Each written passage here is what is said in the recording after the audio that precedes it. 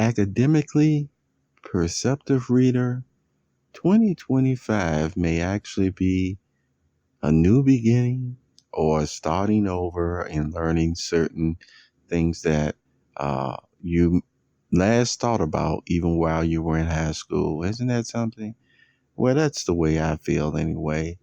So maybe, you know, when you retrace your steps, see, imagine when you were taught uh, certain steps, especially when you went into algebra. Uh, you had to get the concepts down, you see, in order to build upon the next level. And if you look at some of those science fiction shows, and not all of them science fiction shows, they just show professors having these big, huge math problems going across the whole chalkboard. Now, you saw them actually just writing out a whole new language. Really, that's the way it felt. Um, even um,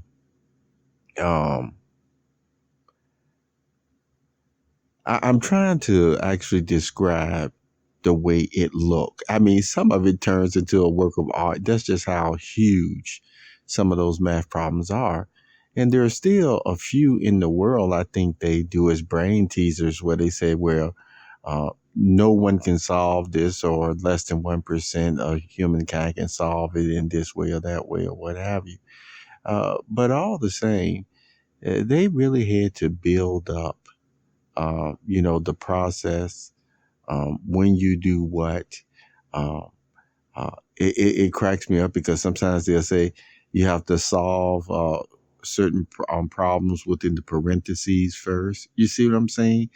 And yet, I'm telling you, if I can remember, it seemed like even then, depending on what the equation happens to be, what they were trying to accomplish, even that type of rule and principle didn't apply. And so this is what I mean when I say 2025 is like maybe a starting over, um, a renewing in life in different ways, relearning stuff that you thought you knew.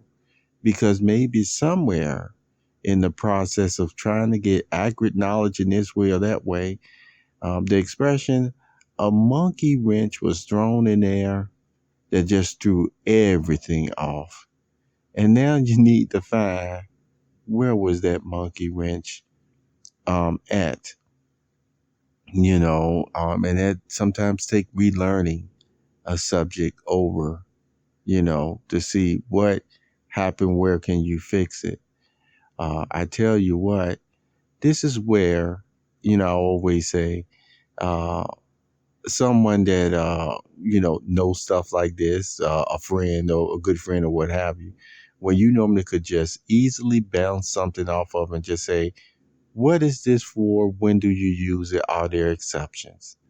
And when you don't have that, then you just have to take the long way around. And you know what? 2025 may be that for some of us. So I just wanted to share that with you this morning, Perceptive Reader. Have a very wonderful day.